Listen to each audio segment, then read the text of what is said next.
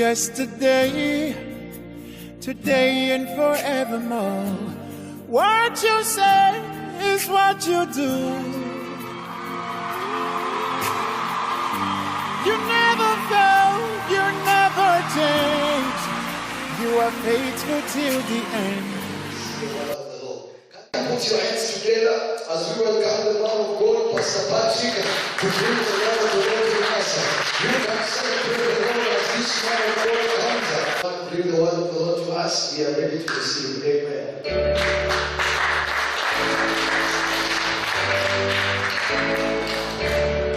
So let's clap for the man of God.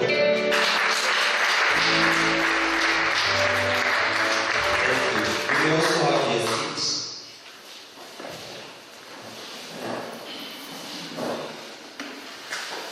Yeah, my name is Pastor Patrick. I'm born again. I love Jesus as my personal Savior. And I would like to take this opportunity to thank all of you, those who've been following us on YouTube, Facebook, and also WhatsApp. May God bless you so much. There is a topic that we had started last week, and today is just a continuation of the same. Though today I want us to wind up the topic, so it's very good for you to be very keen. Those who are having their pen and their notebook, get ready. If you have something also to write, I'm very grateful this morning. Now I want us to continue from where we left, and I said last week, as much as we have our need, remember also the kingdom of God is also in need. Praise the name of the Lord. That is what he said last week. And I said in the midst of your priority, it is good to consider the kingdom of God. Because you find that most of the people, when they are doing their budget, when they are writing the things that they need in their life, they forget the kingdom of God. And I said last week that the kingdom of God takes the first priority. Praise the name of the Lord. It is the kingdom of God that takes the first priority. What does it mean? Before you start using your salary, give the kingdom of God the first priority. Praise the name of the Lord. Before spending what you have, remember the kingdom of God takes the first priority. And if you want to reap benefits that are given by the kingdom, you have to consider the kingdom of God first. Praise the name of the Lord. But you find most of the people, they give the kingdom of God the last priority. After dividing your resources, after spending your resources, that's the time now you remember the kingdom of God. Praise the name of the Lord. Which is not good. The kingdom of God, we found that it takes the first priority. That is why you have to take 10% before you spend your salary. Before you spend your resources, take the 10% first. You have to remove the 10% first. Why? Because the kingdom of God takes the first priority. Praise the name of the Lord. And the kingdom of God is like the account that we open. I know most of you, they have bank accounts. Maybe you have opened an account with Equity. Some of you, they have opened the account with KCB. And you cannot be able to access the Equity account if you don't have an account there. It will look awkward when you queue together with other people in Equity Bank and you don't have an account there. Praise the name of the Lord. That is how it happened even in the kingdom of God. You cannot queue expecting from the kingdom of God and yet you don't have an account there. I remember something when the Reverend was talking there. Somebody asked me that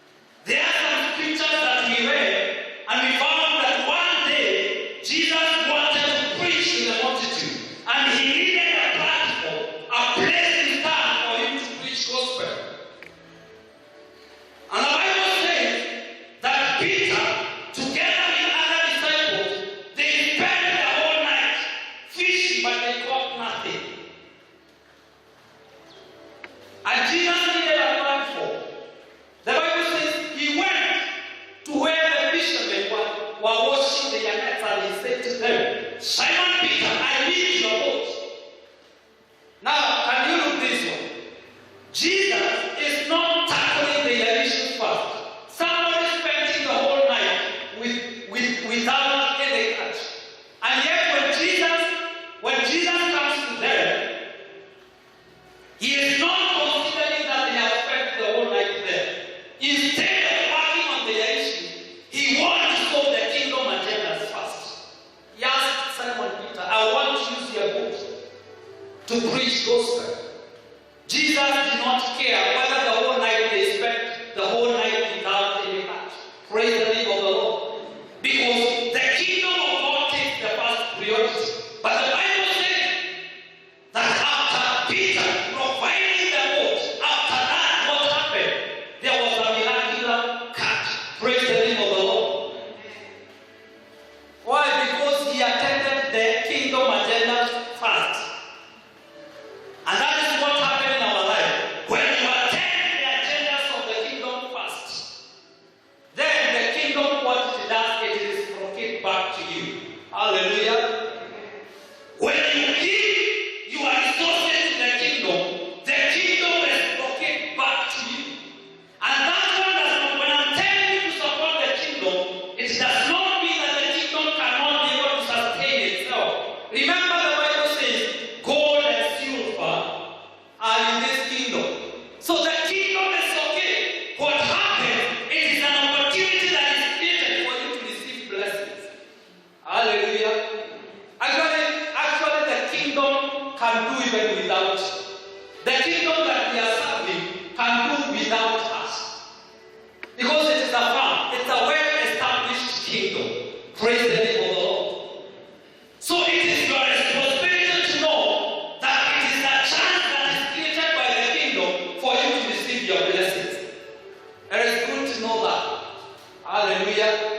It is your responsibility to know that it is a chance that is created. Remember, Jesus is asking, do you know? Jesus was asking a platform to preach gospel. And the same Jesus had power over nature. He used to walk on water. You know, he could just stand on water and preach to the multitude. But why is he going for that boat? Because it is an opportunity that was created for Peter to receive blessings. Hallelujah. Now, when you see a loophole in the kingdom, remember it is somebody that the kingdom wants to reach. Hallelujah. Even in the church, when we are having this harambee, when we are having fundraising in the church, it is an opportunity created for someone to receive blessings. Otherwise, the church will still continue without members.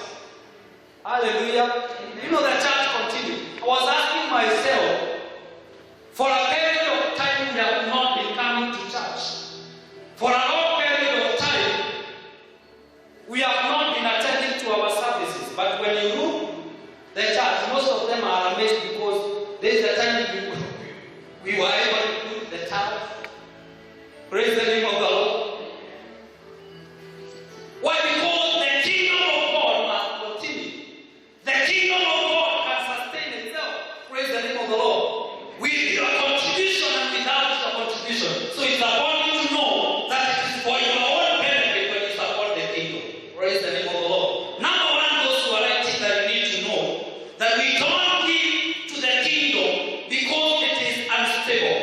We give because it is an opportunity that has been created for us to receive our blessing. We don't give to the kingdom because it is unstable. Because the kingdom cannot sustain itself. We give because it is our responsibility to do that. We give because we want to live from this kingdom. Praise the name of the Lord. That is why we give. There are some people who say,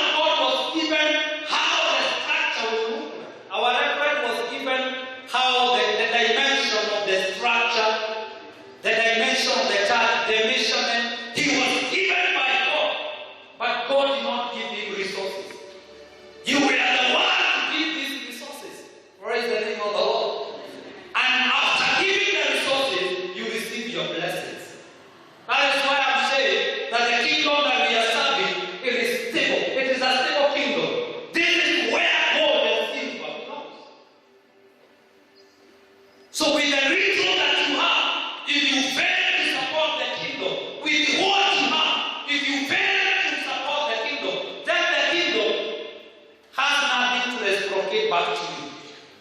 Hallelujah. And that is why after Peter heading the boat, after now giving to the kingdom, that is when now Jesus came back and told you, now bring your problems to me. After supporting the kingdom, hallelujah, after you give the kingdom, after you support the kingdom, that is when the kingdom is mandated to give it back to you. Hallelujah. So it's good to know that. Point number 2. Because we are doing a summary of what we've been looking. Point number 2. You can't frustrate the kingdom of God. Whether you support or not, the kingdom of God remains to be found. The kingdom has many alternatives. Hallelujah. What do I mean? I'm saying that if you support the kingdom, or if you fail to support the kingdom will still proceed.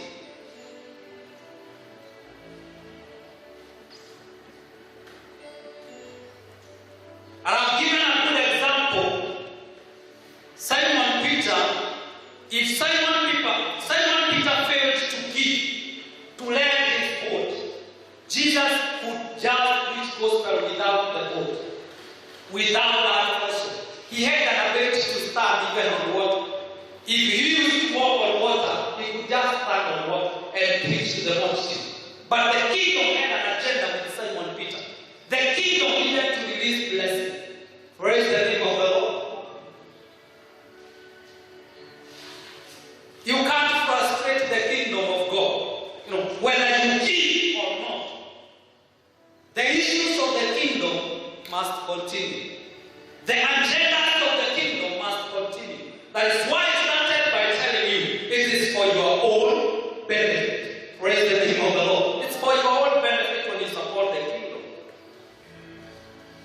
You can't frustrate. And I don't know why, because the Bible says that when Jesus went to Simon Peter, there were 2 vessels that were there. What's the meaning of these 2 vessels? There were 2 vessels, but Jesus wanted to take that vessel that belongs to Peter. There are 2 vessels that were there. Why did the Bible actually tell us that there were 2 vessels? Why? Because if Peter was not sensitive enough to know that the kingdom of God has an agenda with him, there was another vessel there. No, there is always another vessel. I want you to note that there is always another vessel. If this one fails, the kingdom of God has another alternative. If you are not eager to know that it is your time to receive blessing in the kingdom, what happens? The kingdom is okay, the kingdom is firm, but it creates opportunity for God's people to receive blessing. But if they are not aware, that it is their charge, then that chance will go to another person.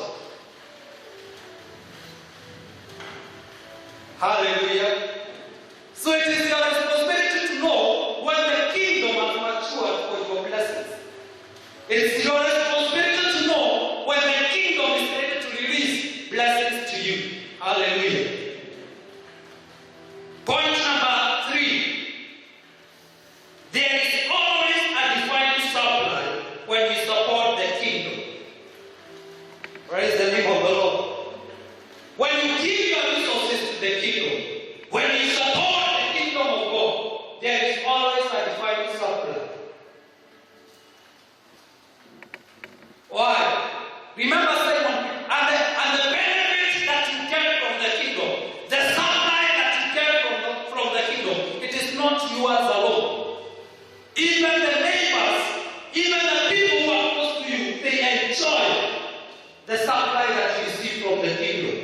Praise the name of the Lord. That even the members of your family, even the people who are very close to you, even your neighbors will witness and benefit from those benefits that you've received from the kingdom. Praise the name of the Lord. Why am I saying this? After Simon Peter rented the boat, the kingdom reciprocated back to him. Jesus came back to Simon Peter and he told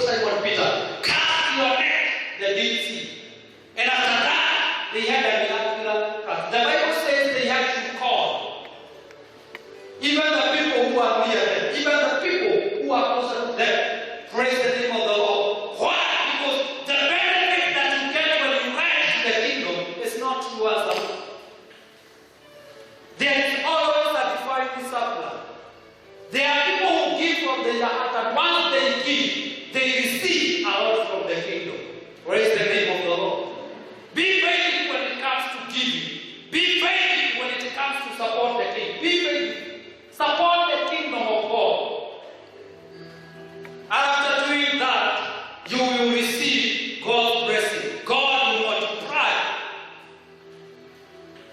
God will give you more than enough. Praise the name of God. There is a defined circle once you support the kingdom. Remember, there was a widow. The Bible talks about a widow, a poor widow. She didn't have even a husband. And by supporting the man of God during that period of drought, the Bible says there was a great supply in his house. Praise the name of the Lord. There is always a divine supply when you support the kingdom of God, when you support the man of God, when you support the kingdom agenda. Praise the name of the Lord. There are people who always opposes the kingdom agenda. When somebody stands here and maybe says that we are going to do this and this, deep in their heart, there is no support. There is no support.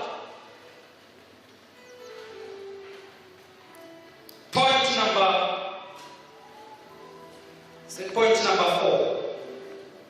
Everyone has something to support the kingdom, whether poor or rich. Praise the name of the Lord. It is your responsibility. And this one is not according to the resources that you have. Everyone has something to support the kingdom. Some of the people say that I don't have, I can't support.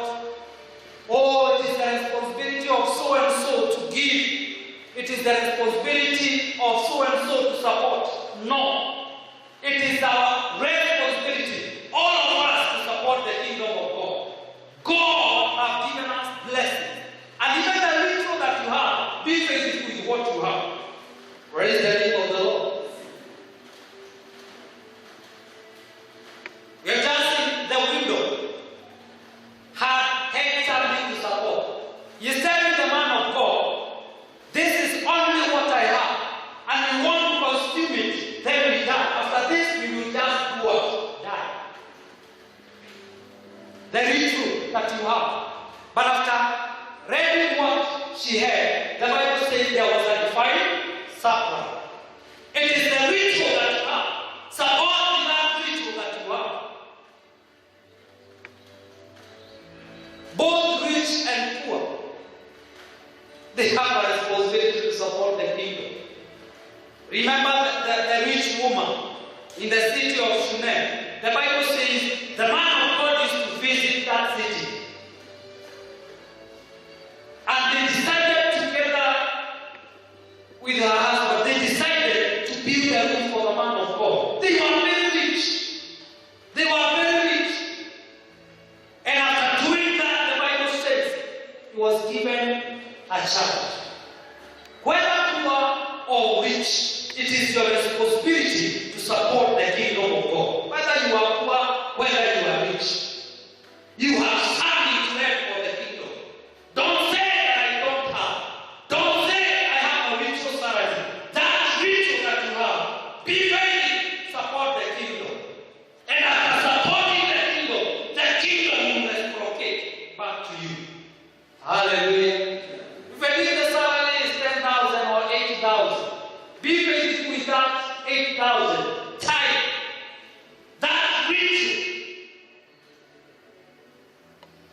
That ritual that you have, do that. Be faithful with that ritual that you have. And after giving to the kingdom, then the kingdom will reciprocate back to you. Because I say, if you have nothing to do with the kingdom, then the kingdom of God has nothing to do with you. And it is only when you give, my brother, my sister, it is only when you give to the kingdom that the kingdom is mandated to give back to you. You know, the kingdom cannot give you if you are not giving. That is the law that is there. That is how the kingdom operates. Without giving, no receiving.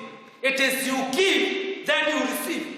And that is why Peter had to let the boat for them to have a miraculous catch. Why? Because you have to give for the kingdom to reciprocate back to you.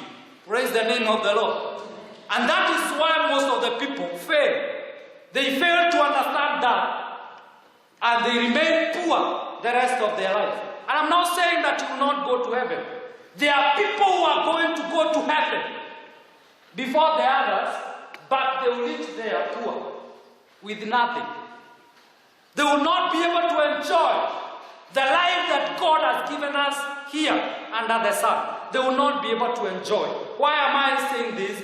Because they are not able to understand the laws that operate in the kingdom that they are serving. Praise the name of the Lord. And that is why I came up with this topic, to make you know that you have to support the kingdom of God willingly. Do it willingly. Support the kingdom of God.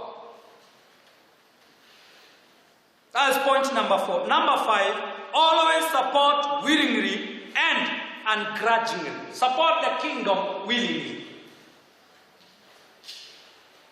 Support the kingdom willingly. I don't know, God looks to our heart. You can give to the kingdom and nothing's happened to you. And the kingdom fails to reciprocate back to you. There are people who give to the kingdom and the kingdom still fails to reciprocate back to them. Why? Because when they are giving, they don't give willingly. They don't give willingly. Whatever that you are giving, even here in church, don't do it because someone has provoked you to do it. Don't do it because somebody has forced you to do it. This one should come from your heart. Give it willingly. Praise the name of the Lord. Support the kingdom of God willingly. And God is telling Moses that don't take from those who are giving, not from their heart. Take offering from those. The Bible is very specific. Take offering from those who are willing. Praise the name of the Lord. It's good to read. It's good to read in the book of Exodus. In the book of Exodus, it's good to read. That's Exodus chapter 25. The book of Exodus chapter 25. I'm reading from verse 1. The Bible says, "Now the Lord said to Moses, tell the Israelites to bring me an offering. You are to receive the offering for me from anyone whose heart prompts. Then to give heart." Now let's read it again. The Lord said to Moses, tell the Israelites to bring me an offering. You are to receive the offering for me from anyone who has prompted them to give. Praise the name of the Lord. Now on behalf of God, it was the men of God, they stand on behalf of God. Praise the name of the Lord. And that is why God is telling Moses, because I will not be able to go there personally to take offering from my people. He is telling Moses, go on my behalf, take offering from my people, and take offering from those whose hearts are prompt to give. In other words, those who are willing to give. Praise the name of the Lord. You should do it willingly. You should support the kingdom of God willingly. Because what is accepted by the kingdom, it is what you give willingly. That is what the kingdom receives. That is what the kingdom accepts. Whatever that you give in the church without willingly, that one I don't think it is counted somewhere. That one it is not counted. Because it is only what you give willingly. It is the support that you give willingly. Praise the name of the Lord. Give it willingly. Support the kingdom of God willingly. that is when the kingdom now will reciprocate back to you. That is the kingdom now, that is the time that the kingdom will support you. But whatever that you will give, because there is another force that is driving you to give, then that one will not be counted. So give willingly, support willingly, do it from your heart. Hallelujah. Praise the name of the Lord. That is what we are saying. Always support the kingdom willingly and grudgingly. That is, you have read from the book of Exodus chapter 25 and verse 2. The last point that I want you to note. The kingdom demands a portion of what it has given to you. It's just a small portion that the kingdom requires from you.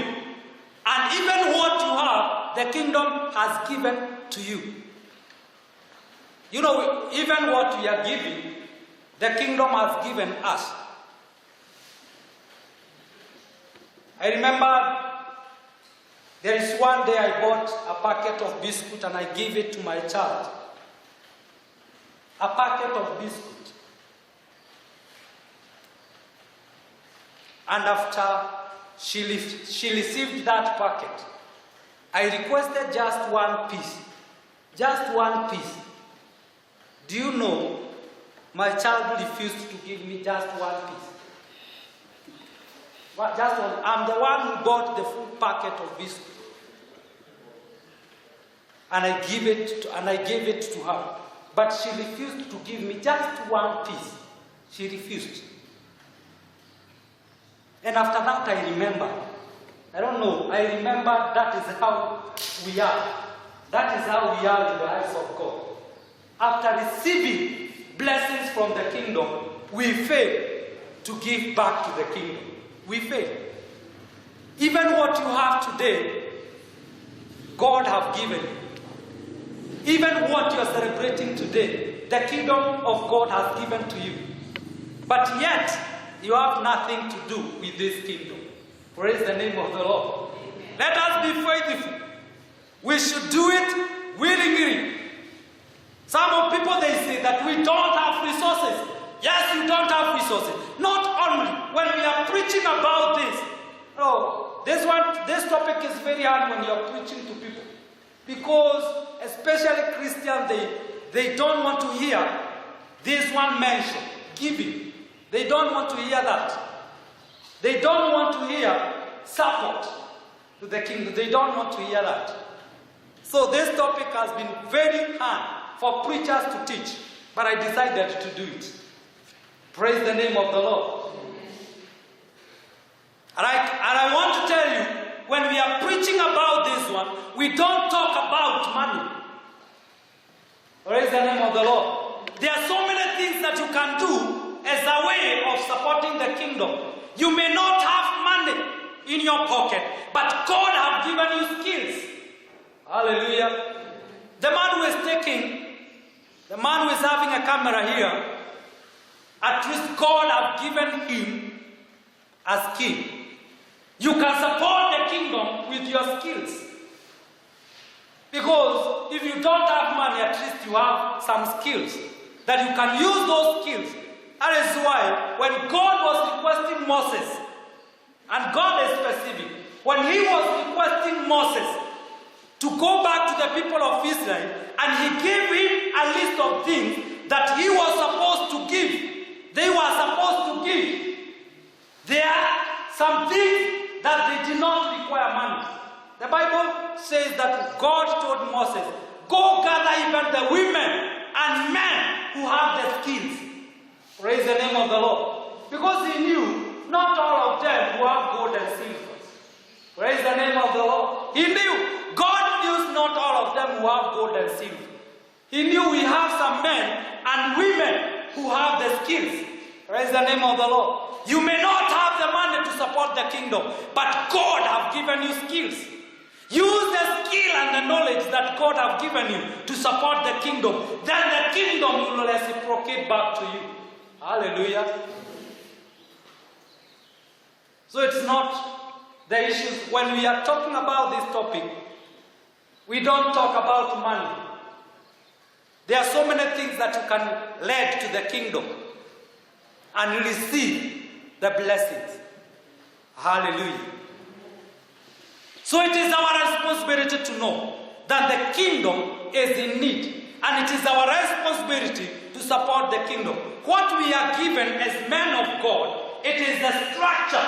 What we are given, it is the measurement of how the temple, how the church will look like. Praise the name of the Lord. So it is not the responsibility. In fact, most of the people say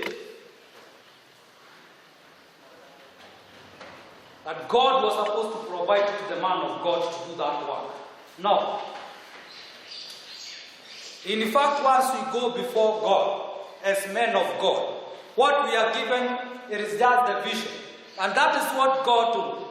If you read there down, on verse number 8, 25, chapter 25 and verse number 8, then let them make a sanctuary for me, and I will dwell among them. Make this tabernacle and all its finishing exactly like the pattern I showed you. Praise the name of the Lord. You know the man of God here, Reverend Wycliffe, when he was called by God, God did not give him money.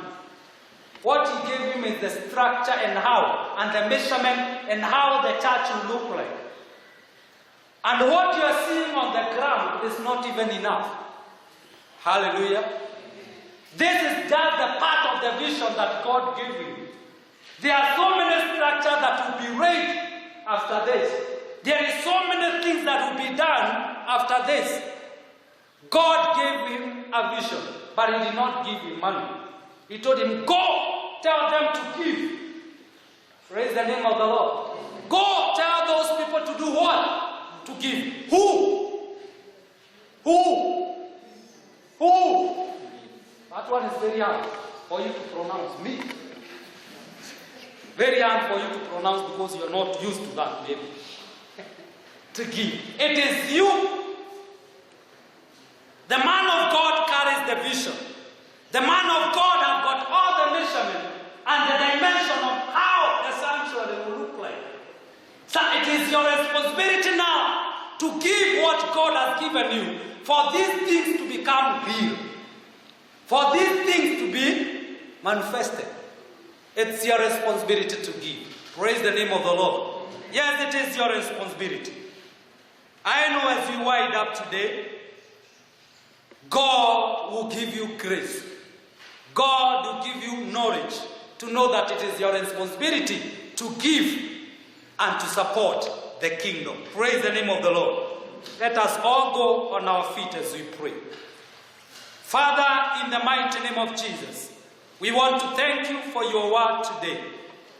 You have taught us that it is our responsibility to support and to give the kingdom. Let all our viewers or those who have heard this voice to take this message and know that it is their responsibility to give. And those who have not been giving, oh God, I pray that you're going to give them knowledge and power to give and to support the kingdom. And it is in Jesus' name that, Lord, we pray and believe. I want to thank you, all our viewers, those who've been following us, those who've been following our messages. May God bless you. May God do you good. Wherever you are, may God bless you. Until next week, may God bless you. Let's meet again next week. Amen. Amen. Amen. You're too faithful to fail me. You're too faithful to disappoint me. You've proven yourself